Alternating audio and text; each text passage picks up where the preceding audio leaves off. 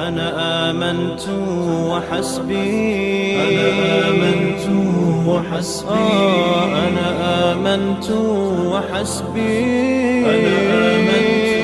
وحسبي أن إيماني بربي الحمد لله وحده والصلاة والسلام على من لا نبي بعده أما بعد প্রিয় মা, সন্তান আল্লাহ রাব্বুল আলামিনের দেয়া এক মহান নিয়ামত। এটি একই সাথে আল্লাহ তাআলার পক্ষ থেকে একটি আমানতও বটে, যে আমানতের ব্যাপারে কিয়ামতের দিন আপনাকে জিজ্ঞেস করা হবে। আপনার এই আমানত ও দায়িত্ব তখনই রক্ষা হবে যখন আপনি তাকে পরিপূর্ণ দিনদার হিসেবে গড়ে তুলবেন এবং সর্বদা তাকে দ্বীনের পথে সর্বোচ্চ সহযোগিতা করে যাবেন। আর যদি আপনি তাকে দ্বীনের পথে চলতে অভ্যস্ত করে না তোলেন এবং আল্লাহর সন্তুষ্টির জন্যে তাকে দ্বীন পালনে পূর্ণরূপে সঁপে না দেন, তাহলে নিঃসন্দেহে আপনি আমানত রক্ষাকারী নন, বরং দায়িত্ব অবহেলাকারিণী হিসেবেই গণ্য হবেন। প্রিয় মা, সন্তান আপনার জন্য এক বিরাট পরীক্ষা। যদি কখনো এমন হয় যে আপনার আদরের সন্তান দ্বীন ত্যাগ করে কুফরির পথে চলছে এবং মুমিনদেরকে সাহায্য করার পরিবর্তে কাফিরদেরকে সাহায্য করছে, তখন সেই সন্তান আপনার জন্য এক মহা পরীক্ষা। তখন তার সাথে ভালোবাসার বন্ধন ও সম্পর্ক ছিন্ন করা আবশ্যক। কেননা আল্লাহ তাআলা বলেছেন, লা তাজিদু কওমান ইউমিনুনা বিল্লাহি ওয়াল ইয়াউমিল আখির ইউওয়াদ্দুনা মান হাদ্দাল্লাহা ওয়া রাসূলাহু ওয়ালাউ কানু আবাআহুম আও আবনাআহুম। আপনি সেই জাতিকে আল্লাহ ও তার রাসূলের বিরুদ্ধাচরণকারীদের সাথে সম্পর্ক রাখতে দেখবেন না, যারা আল্লাহ ও পরকাল দিবসে বিশ্বাস করে, যদিও সে তাদের পিতামাতা হয় কিংবা ছেলে সন্তান হয়।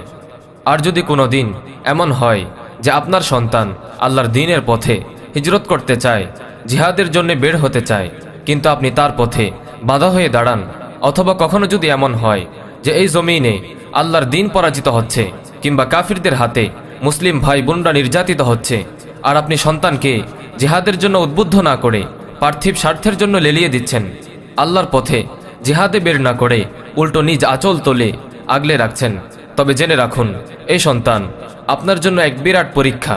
কেননা এটা কথারই প্রমাণ যে আপনার হৃদয়ে আল্লাহর পথে জিহাদের পরিবর্তে সন্তানের মহাব্বত ও মায়া মমতা অনেক বেশি। অথচ আল্লাহ তাআলা বলেছেন, যদি তোমাদের কাছে পিতা মাতা, সন্তান সন্ততি, ভাই বোন, পত্নীবর্গ ও আত্মীয় স্বজন, অর্জিত ধন সম্পদ, মন্দাশঙ্কাজনক ব্যবসা এবং পছন্দের ঘর বাড়ি, এইসব যদি আল্লাহ রাসূল এবং আল্লাহর পথে জিহাদ করা অপেক্ষা অধিক প্রিয় হয়, ফাতারাব্বাসু হাত্তা ইয়াতি আল্লাহু বিআমরি ওয়াল্লাহু লা ইয়াহদিল কওমাল ফাসিকিন। তবে অপেক্ষা করো আল্লাহ তার আযাব অবতীর্ণ করা পর্যন্ত। আল্লাহ পাপাচারী সম্প্রদায়কে সৎপথ দেখান না। আমাদের পূর্বসূরি মায়েরা তো সন্তানদেরকে এজন্যই দুধ পান করাতেন যে এরা বড় হয়ে আল্লাহর পথে লড়াই করবে এবং যুদ্ধ করতে করতে জিহাদের ময়দানে শহীদ হয়ে যাবে। আর মায়েরা কিয়ামতের দিন সর্বসম্মুখে মাথা উঁচু করে বলবে, আমি একজন শহীদের মা। অনেক দিনদার মা বোন আছেন যারা সন্তানকে হাফিজে কোরআন বানানোর জন্য বেকুল থাকেন, কারণের ফজিলত অনেক বেশি। হাদিসে বর্ণিত হয়েছে, একজন হাফিজে কোরআন 10 জন গুনাহগার মুসলিমকে জান্নাতে নিয়ে যাবে। অথচ আপনি কি জানেন যে একজন শহীদের ফজিলত ও মর্যাদা একজন হাফিজে কোরআনের তুলনায় অনেক গুণ বেশি? রাসূল সাল্লাল্লাহু আলাইহি ওয়াসাল্লাম ইরশাদ করেছেন, একজন শহীদ 70 জন গুনাহগার মুসলিমকে জান্নাতে নিয়ে যাবে। সুবহানাল্লাহ। আশ্চর্যজনক হলেও সত্য যে অনেক মা একটু সুখে থাকার জন্য, পার্থিব জীবনের অল্প কোটি টাকার জন্য মায়া মমতাকে উপেক্ষা করে নারী ছেড়া ধনকে দূরদেশে পাঠিয়ে দিতে পারেন, অথচ শাহাদাতের মতো এত বড় নিয়ামত অর্জনের জন্য সন্তানকে জিহাদে পাঠাতে রাজি নন। আহ মা, দুনিয়ার এই পার্থিব সুখ আর হাতে গোনা কোটি টাকার সাথে কি শাহাদাতের এই মহান নিয়ামতের কোনো তুলনা হয়?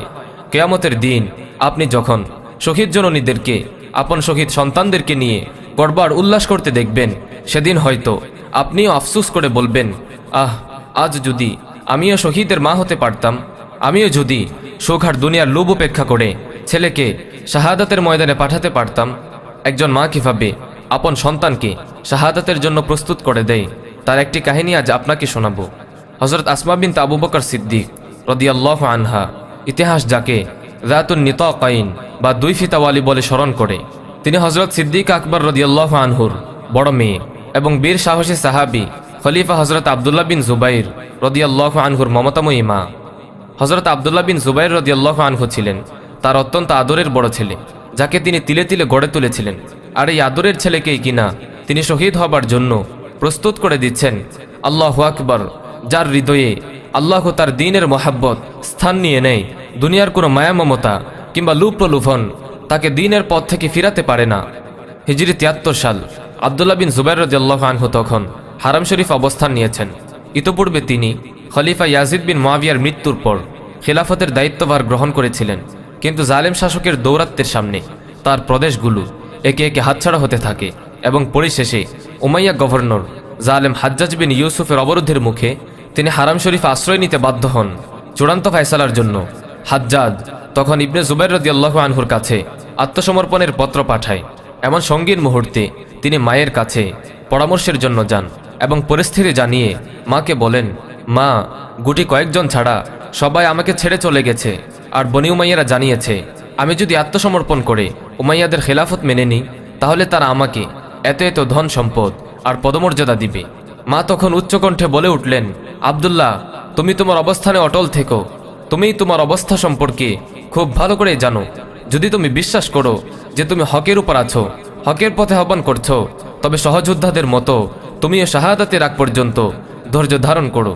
আর যদি তুমি কেবল পার্থিব সুখ আর সম্পদের দুনিয়ায় কামনা করো তবে কতই না নিকৃষ্ট বান্দা তুমি। আব্দুল্লাহ বিন জুবাইর বললেন, মা, আপনি নিশ্চিত থাকুন, আপনার সন্তান হক পথে যুদ্ধ করছে।